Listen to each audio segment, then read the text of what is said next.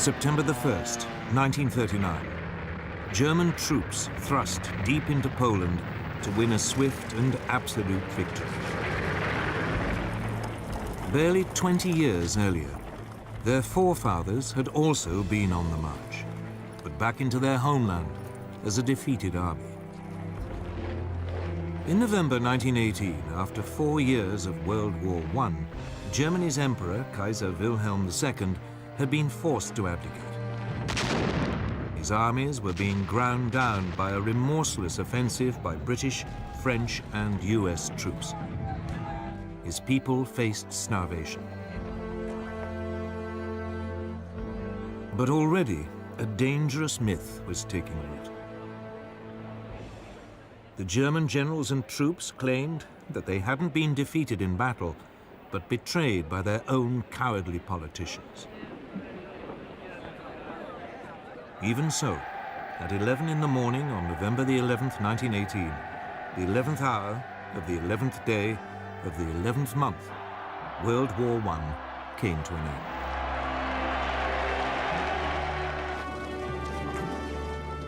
The following month, President Woodrow Wilson of the United States arrived in Europe, promising to create a new world order. He persuaded the world's leaders to sign up to a new League of Nations. At the Treaty of Versailles, they agreed that from now on, disputes between countries would be resolved not by fighting, but by debate in the League. The peoples of Europe were set free. Germany's ally, the Austro-Hungarian Empire, was dismembered. Out of it, new nations were created: Austria, Poland, Hungary, Czechoslovakia, Yugoslavia, Latvia, Lithuania, and Estonia. Germany itself was greatly reduced in size. But this process contained a time bomb. Not everyone celebrated the birth of countries like Czechoslovakia. Several of them contained substantial German minorities. One day, the desire to reunite the German peoples would come to haunt Europe. The war-torn German people also had one final indignity inflicted on them. They were forced to pay a massive £6.6 billion in reparations to France and Britain, something they could ill afford. And when he returned to America, Wilson's new world order immediately fell apart. The US Congress decided it could not risk being sucked into another war in Europe.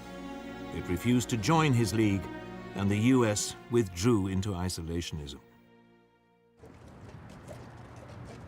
Germany was now a very different nation. It was still Europe's biggest country, but its militaristic monarchy had gone. It had become a democracy. But its government, the so-called Weimar Republic, was soon struck by a series of hammer blows. Street battles erupted between extreme right-wing nationalists and communists trying to start a revolution. Then, in 1923, the country was devastated by hyperinflation, which reached hundreds of % a month. Ordinary people's savings were wiped out. This was fertile ground for a new breed of rabble-rousing right-wing politicians. Among them, Adolf Hitler. Hitler had been born in Austria. He had fought bravely as a soldier in World War I and been awarded the Iron Cross. On returning to Germany, he settled in Munich, and his fiery oratory soon enabled him to seize control of the small National Socialist or Nazi Party.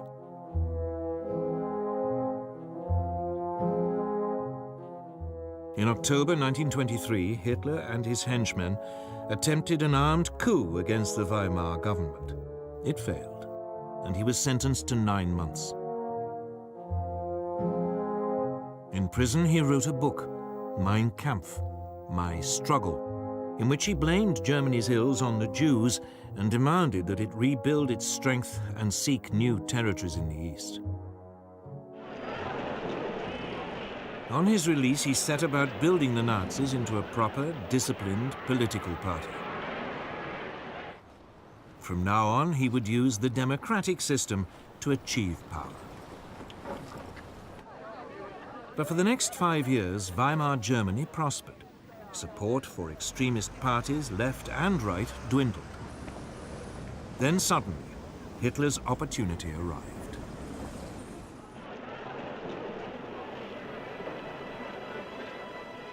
In October 1929, the US stock market crashed.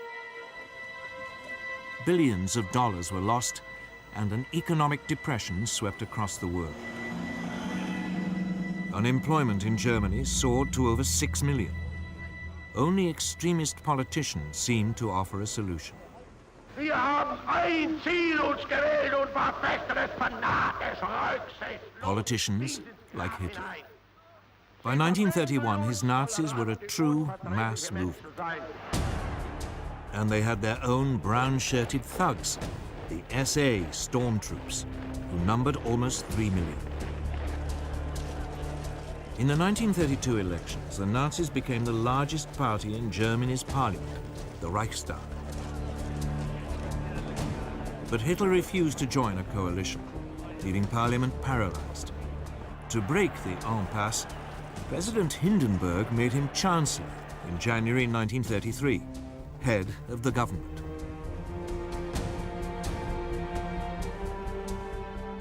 Within a month, the Reichstag burned down. Hitler accused the communists and demanded emergency powers. He then used them to ban all other political parties. In August 1934, President Hindenburg died. Hitler declared himself president.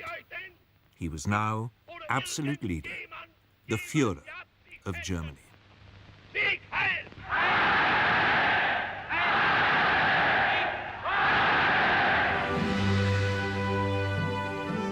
At first, there was little sign of what was to come. For the next 3 years, the Führer concentrated on rebuilding Germany's economy. He spent millions on public works, including the 5,000-mile Autobahn system, to soak up the unemployed. But in secret, Hitler was also spending lavishly on a huge rearmament program. Under the Versailles Treaty, the German army had been limited to 100,000 men.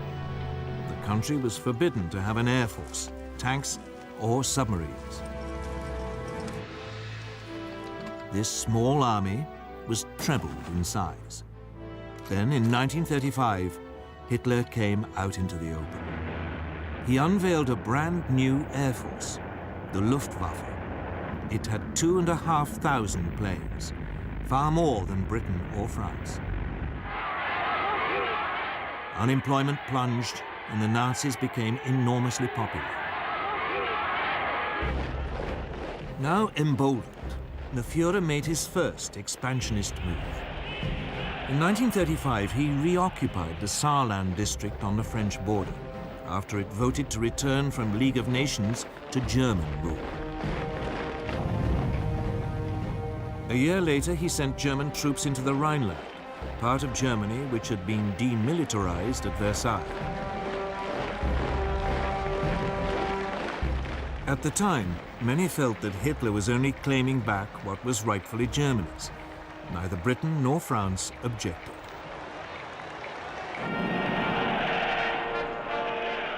When Berlin hosted the 1936 Olympic Games, the Nazis were seen by many as firm but fair. A government which was restoring the nation's pride and which didn't threaten anyone. Of course, there were signs. The 1935 Nuremberg laws forbade Jews to marry true Aryan Germans and deprived them of their citizenship. But when the first threats came to world peace, they didn't come from Hitler at all, but from somewhere else entirely.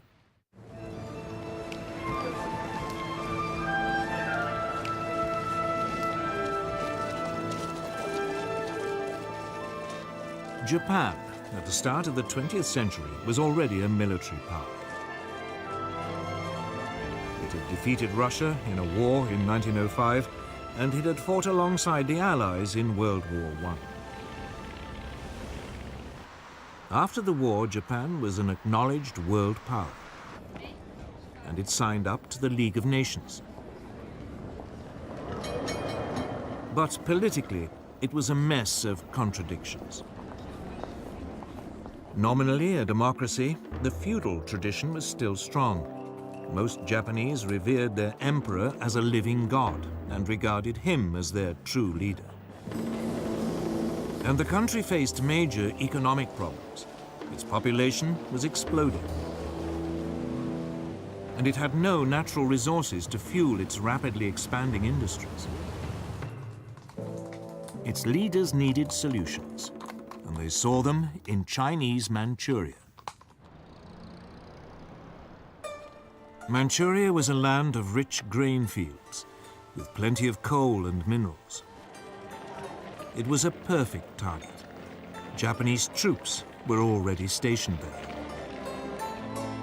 Other possible targets were the colonies ruled by the European powers: Burma, Malaya, and Hong Kong, controlled by Britain, Indochina, ruled by France, and the Dutch East Indies. But at this stage, Japan had to be cautious. They didn't want to rouse the other great power in the Pacific, the United States. For all its anti-imperialist slogans, the US actually ran an unofficial empire in the Pacific. The Philippines, Guam, and several islands were under its direct rule. It undoubtedly had the strength to take on Japan, but since the end of World War I, it had had other distractions.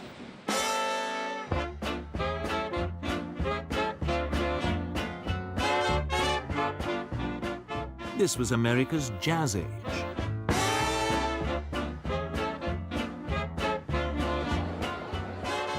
Throughout the 1920s, the nation concentrated on exploiting its vast resources.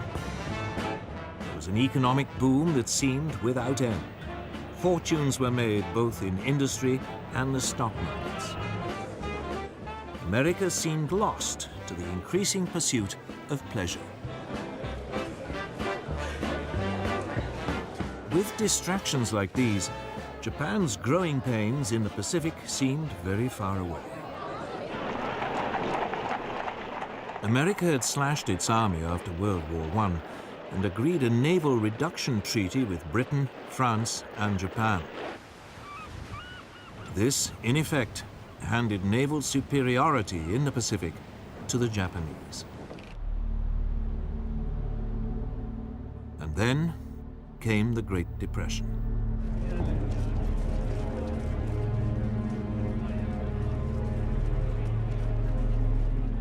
As the economic devastation spread, a quarter of the population lost their jobs. Tens of thousands were made homeless, living in shantytowns. Whereas before it had been distracted by pleasure, now America was distracted by pain. It was time for Japan to make her move.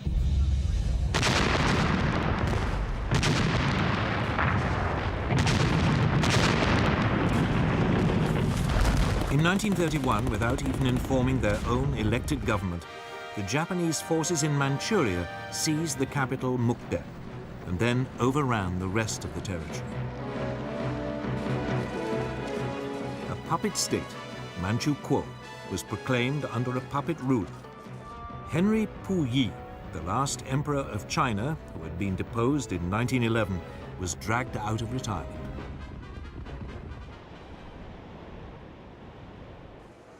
At its headquarters in Geneva, the League of Nations now faced its first great test. Japan was universally condemned. But her response was blunt. Japan, however, finds it impossible to accept the report adopted by the Assembly. The Japanese then just walked out, and the League suddenly realized there was nothing it could do about Manchuria.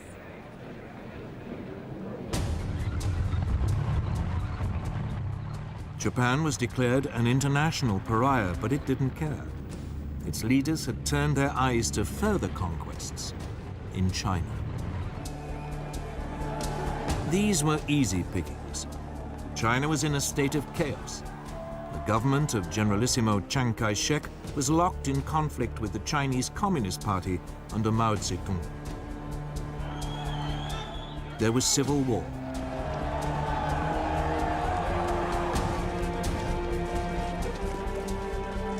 In 1936, as a precursor to invasion, the Japanese signed a pact with Hitler. The aim was to guard against any attack by Soviet Russia were it to move on China. Then in July 1937, the Japanese provoked an incident with Chinese troops and invaded.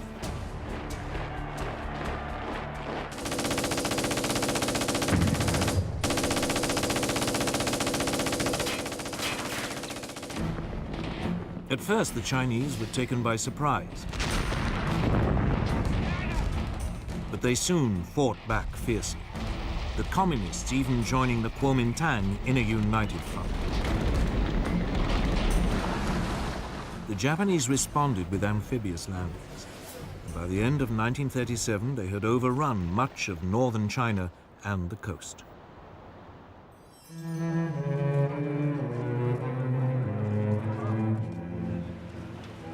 The Japanese fought this war with exceptional brutality, bombing cities indiscriminately. Westerners living in the commercial center, the port of Shanghai, were now evacuated. The city was then besieged for 3 months.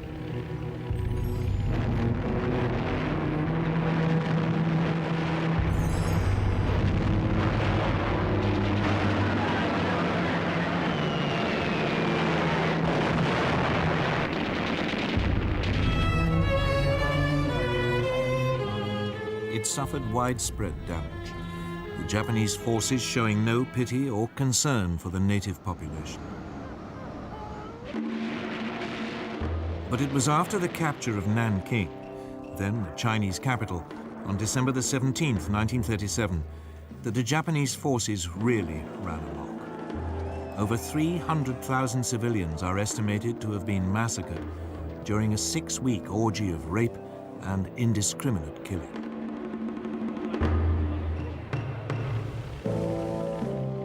The Japanese even attacked British and US warships which had been sent to protect their shipping and trade.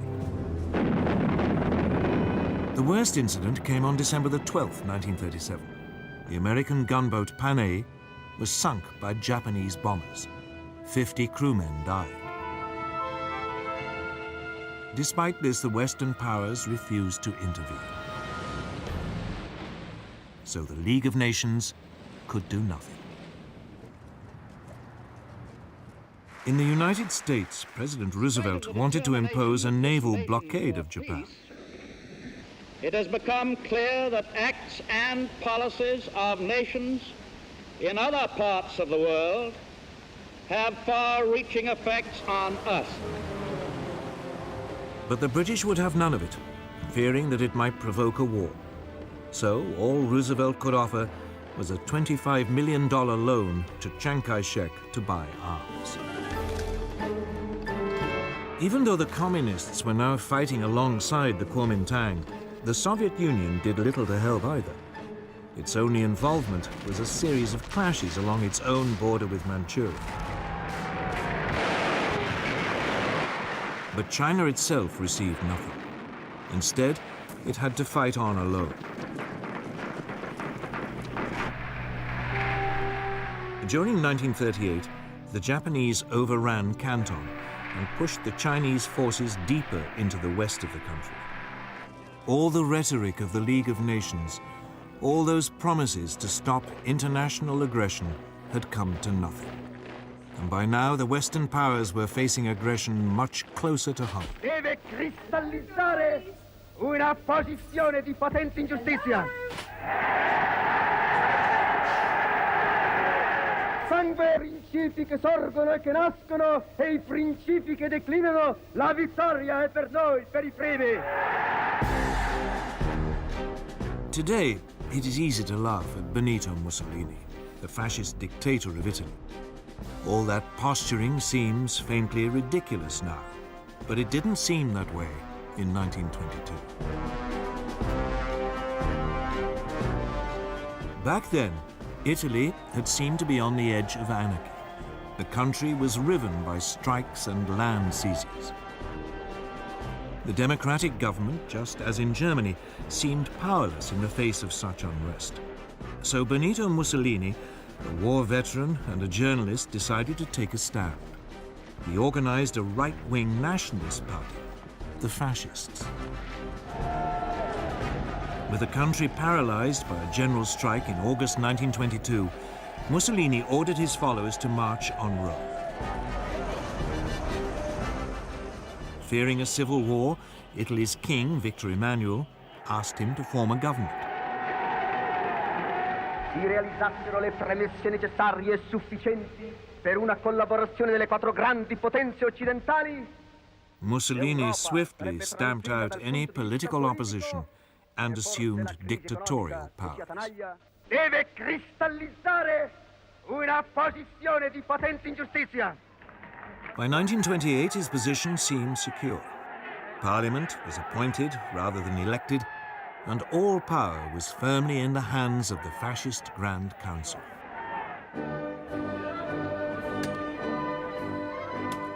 Like Hitler, Mussolini's first acts made him immensely popular. Massive programs of public works provided employment and transformed Italy's infrastructure. Corruption was rooted out and the mafia more or less eliminated. Italy's armed forces were built up, including an advanced modern air force. In the Mediterranean, Mussolini launched a powerful navy, bigger than the combined might of the British and French Mediterranean fleets.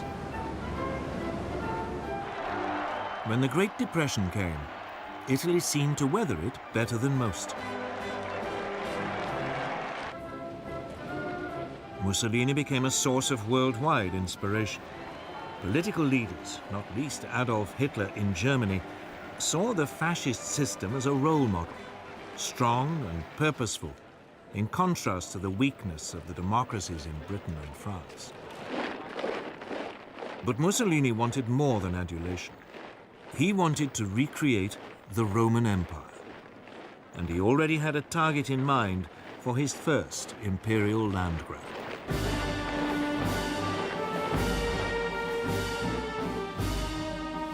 His target was Abyssinia, today's Ethiopia. Italy already had colonies on its borders in Eritrea and Italian Somaliland. In December 1934, Italian forces provoked a clash with Abyssinian troops at an oasis in the Ogaden region, well inside Abyssinian territory.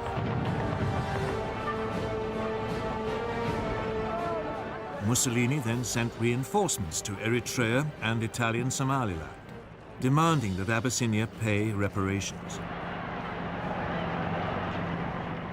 The Emperor of Abyssinia, Haile Selassie, appealed in person to the League of Nations. He called on it to live up to its ideals. Here was a small nation under threat from another member of the League. This was the supreme test. But the League did nothing. Britain's Foreign Minister, Anthony Eden, at least tried to broker a peace deal, but Mussolini would have none of it. In early October 1935, the Italian army invaded from Eritrea and Italian Somaliland. The primitive Abyssinian forces stood little chance against a modern army equipped with artillery and tanks.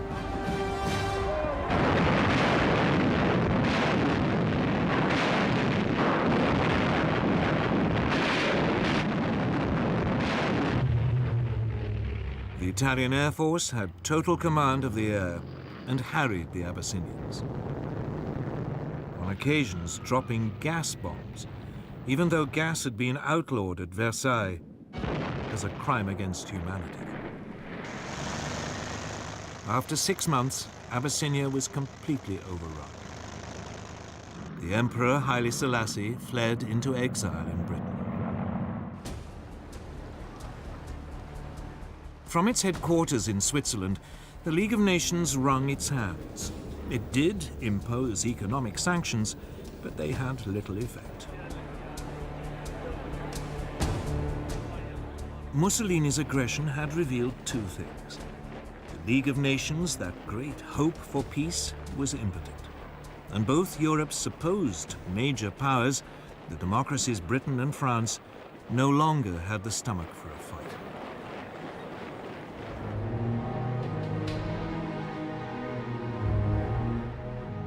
Both Britain and France had been shattered by World War I, and their economies had never really recovered. Both had witnessed waves of strikes and unrest. Both had suffered mass unemployment, even before the Great Depression.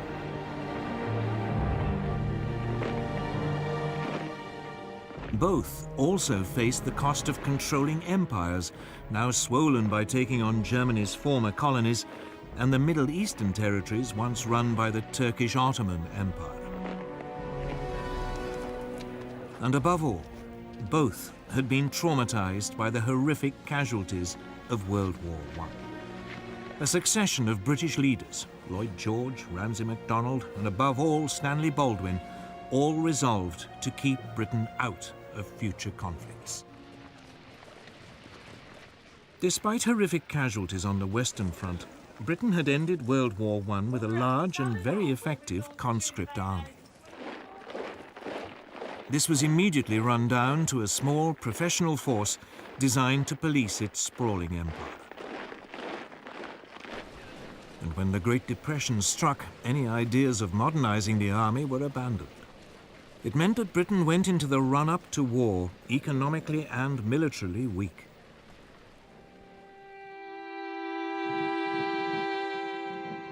French losses during World War I had been even worse than the British. Ever mistrustful of the Germans, a large conscript army was maintained.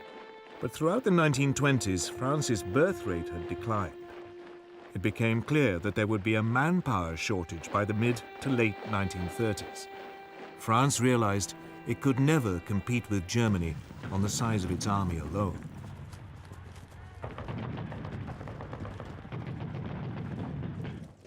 The solution was to adopt an entirely defensive mentality.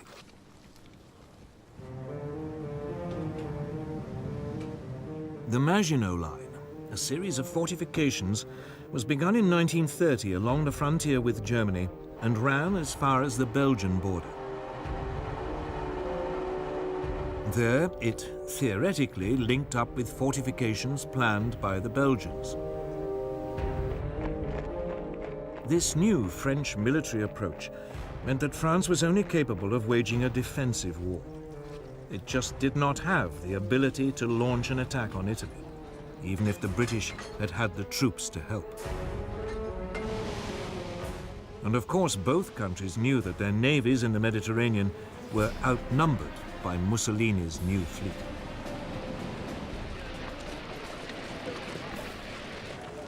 So when Italy conquered Abyssinia, it made sense for both powers to do nothing. It just seemed too remote, too much someone else's problem.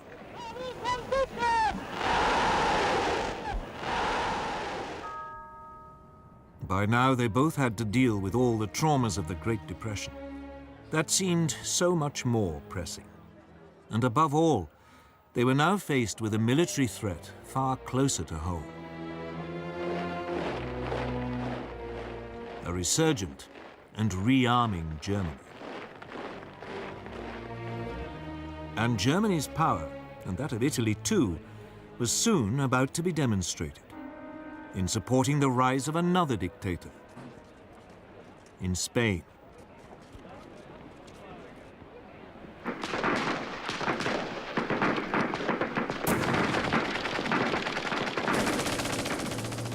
In 1936, civil war erupted in Spain. It was exceptionally vicious, setting family against family, communist against fascist, believers against atheists. In 1931, a left-wing government had come to power determined to get rid of the centuries-old Spanish monarchy. The king was forced into exile and a republic was declared.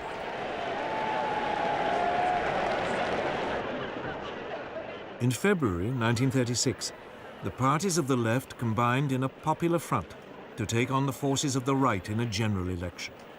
The Popular Front won narrowly. Even though its reform program was modest, a wave of strikes and land seizures led the right to fear that a communist takeover was inevitable.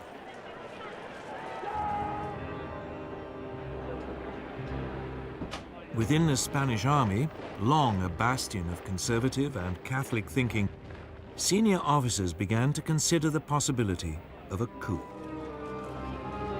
Among them was General Francisco Franco, a former chief of staff who had been effectively exiled to command Spain's forces in the Canary Islands.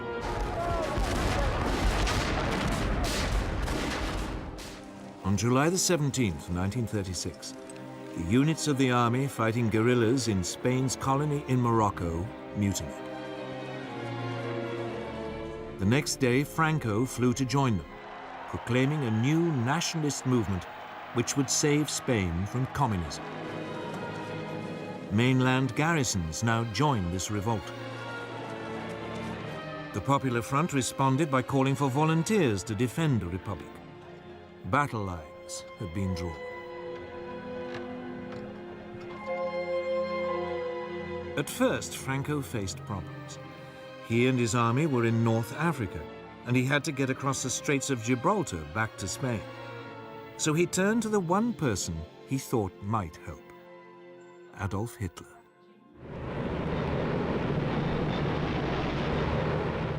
Within a month, transport aircraft from Hitler's new Luftwaffe had begun an airlift, taking Franco's battle-hardened veterans over to southern Spain.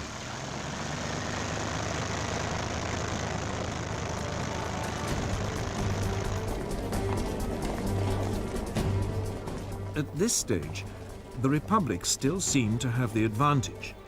The pro-Franco military uprisings in Madrid and Barcelona were quickly crushed, leaving it in control of most of the east of the country. Franco's nationalists were confined largely to the northwest and part of the south.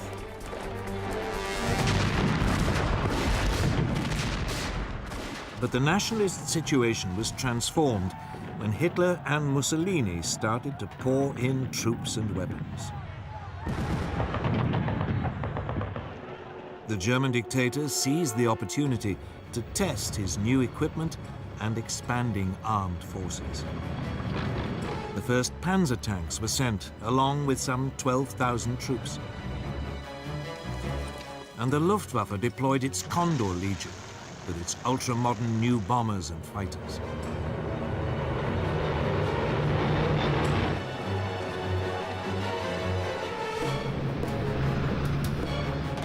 Mussolini sent a so-called volunteer corps of 50,000 men and more than 700 aircraft. In vain did the Republicans appeal to Britain, France, and the Soviet Union for help. But London and Paris were scared of setting off a European war. They declared a policy of non-intervention. Cynically, both Germany and Italy signed up to this. But when it became obvious that they were still sending arms to the nationalists, Joseph Stalin, the Soviet leader, announced that he would help the Republic. Stalin's worry was the rise of fascism in Germany. Hitler had made it abundantly clear that he believed communism to be Nazism's ultimate enemy. Stalin saw the Spanish conflict as a way of keeping Germany and Italy occupied while building up the Soviet Union's military strength. About 700 military advisors were sent, along with tanks and fighter aircraft. It was something, but no match for the support Franco had received. In fact, the largest source of outside help for the Republic didn't come from a country at all, but from volunteers, the international brigades. About 30,000 left-wing Americans, British, French, and Germans signed up to fight in Spain. With their new fascist support, the nationalists were able to open two fronts, one advancing towards Barcelona from the north, the other led by Franco, pushing up towards Madrid from the south. By the end of 1936, Madrid was enveloped on three sides and virtually under siege. The fighting was intense and often accompanied by appalling atrocities against civilians. The Republicans hunted down and murdered Roman Catholic priests. The nationalists slaughtered anyone accused of being communist.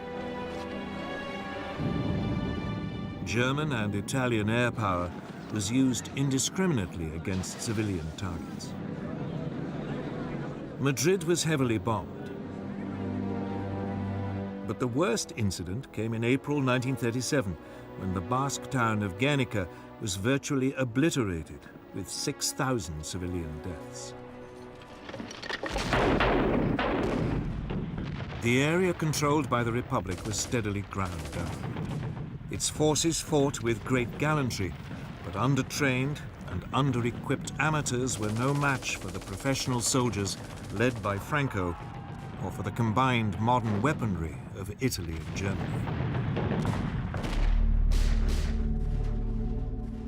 As the war dragged on, the fighting around Madrid became a symbol of the left's determination not to be crushed by a fascist dictatorship.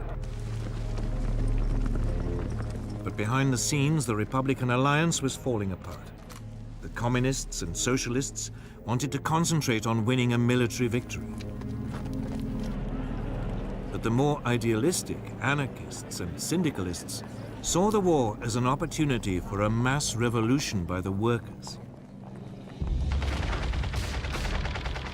These disagreements burst out into the open in May 1937. Fighting broke out in Barcelona between the anarchists and communists. It was a fatal weakening of the Republican cause. By the end of 1938, the nationalists had penned their enemy into a small enclave around Barcelona, and another stretching eastward from Madrid to the coast.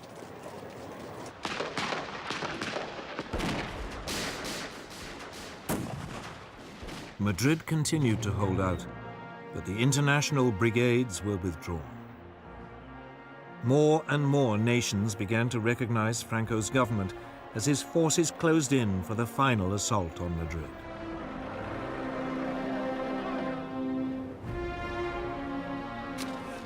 At the end of March 1939, its defenders, exhausted after nearly 3 years of fighting, the capital finally surrendered.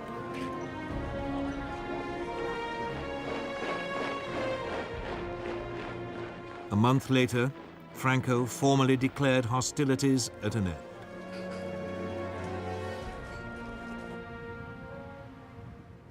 The scars of Spain's civil war took years to heal, and in some ways, they never have. And internationally, Franco's victory over the Republic proved a disaster. Hitler and Mussolini were confirmed in their belief that the democracies of Britain and France were impotent to resist any real pressure. While Stalin despaired of their willingness to confront fascism. Hitler in particular saw his way open to begin the aggressive policies outlined in Mein Kampf. Even before the Spanish Civil War ended, his armies were on the march.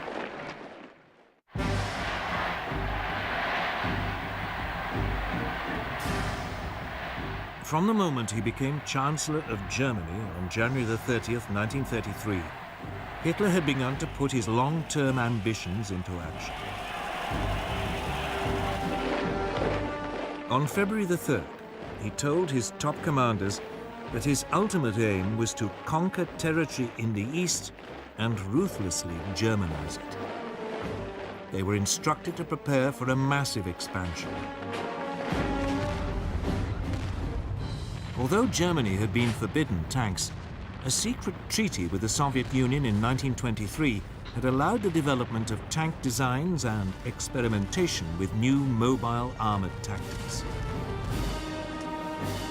Energetic young German officers like Heinz Guderian read the theories of British thinkers like Basil Liddell Hart and Colonel John Fuller. They even watched exercises being carried out by the British during the 1920s on Salisbury Plain. It was from these that they came up with the idea of fast-moving units combining tanks, artillery and infantry that could thrust fast and deep into enemy territory. Hitler adopted their ideas with enthusiasm. The new army was to have 3 panzer divisions. Similarly, the new Air Force, the Luftwaffe, under former World War I fighter ace Hermann Goering, had had a framework to build on. Throughout the years in which its Air Force was officially banned, Germany had kept up its design skills by building civilian machines, and gliding and flying clubs provided a reserve of potential aircraft.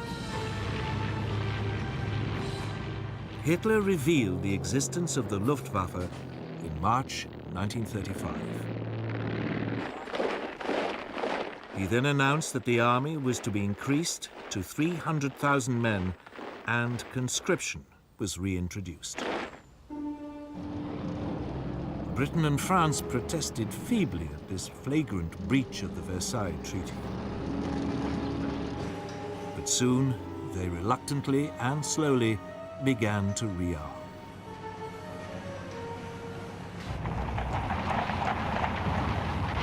Until this point, Hitler had been modest in his goals.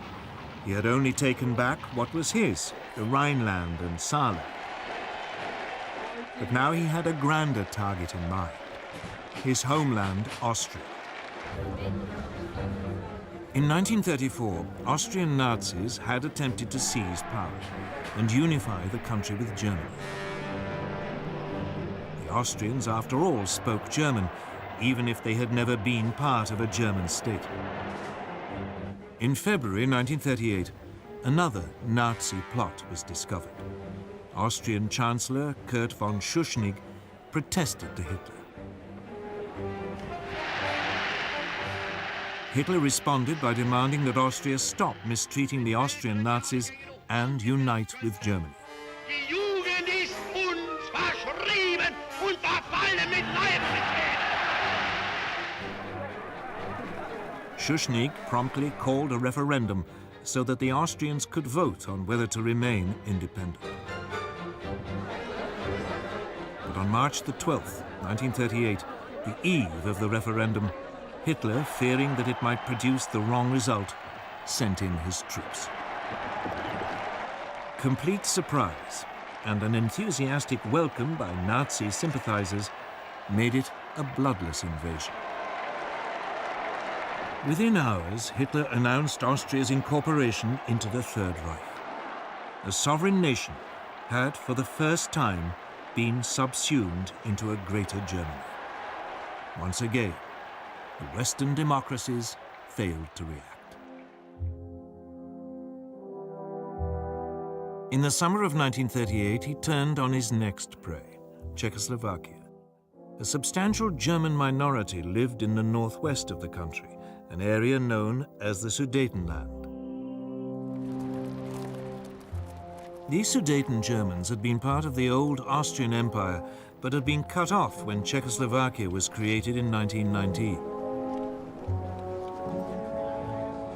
This was the time bomb that had started ticking at the signing of the Treaty of Versailles. Hitler encouraged Sudeten German demands for autonomy and then threatened the Czech government with force if it refused to agree. Undaunted, the Czech government ordered general mobilization and prepared to resist. The Czechoslovak army was large and well equipped, with formidable fortifications on its frontier with Germany. Hitler backed off. But then at the beginning of September, concerned that war might be imminent, the British Prime Minister Neville Chamberlain decided to act as a peacemaker. He flew to meet Hitler twice. The Nazi dictator assured him that if he could have the Sudetenland, he would make no further territorial demands in Europe.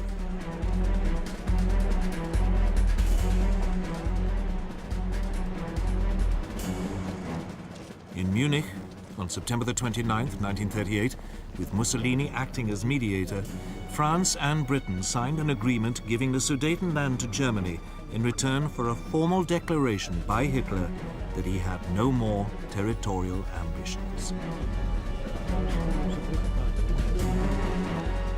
Chamberlain flew back to Britain waving the piece of paper which he claimed guarantees peace in our time. And so, on October the 1st, German troops occupied the Sudetenland and seized the Czech frontier fortifications. Hitler now began sizing up his next target, Poland. Eine große Nation muss dauernd zusehen, wie gegen Recht und vertragliche Bestimmungen Angehörige des Blutes. Again, the nominal cause was a German minority marooned as a result of the Versailles Treaty. Hitler demanded the return of the port of Danzig to German control, so that East Prussia could be linked up with the rest of Germany. The Poles refused, and Hitler hesitated. He was not quite ready for all-out war, and he had unfinished business with Czechoslovakia. In March 1939, the eastern part of the country, Slovakia, which was ethnically different to the Czech lands, appealed to Hitler for help in achieving greater independence. Hitler summoned the Czechoslovak Prime Minister Emil Hácha to Berlin and browbeat him into putting his country under German protection.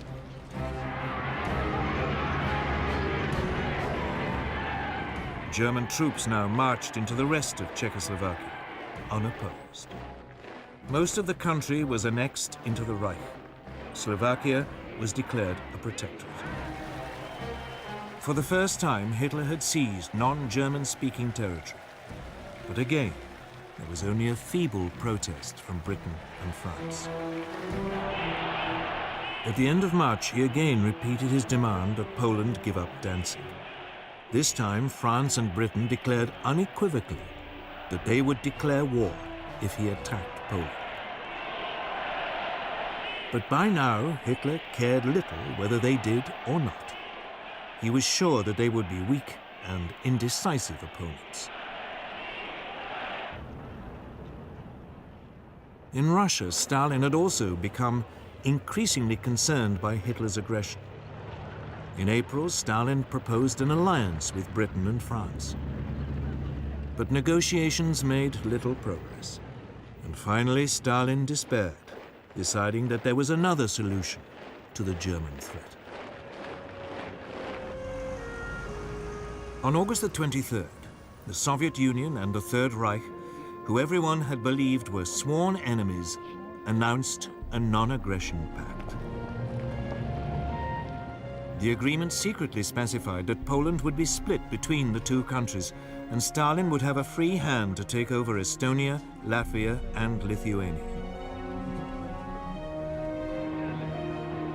Now free from any Russian threat, Hitler ordered his armed forces to prepare for an immediate invasion. On the evening of August the 31st, the German Wehrmacht prepared for the assault. Its Führer had made the decision which would plunge the world into war.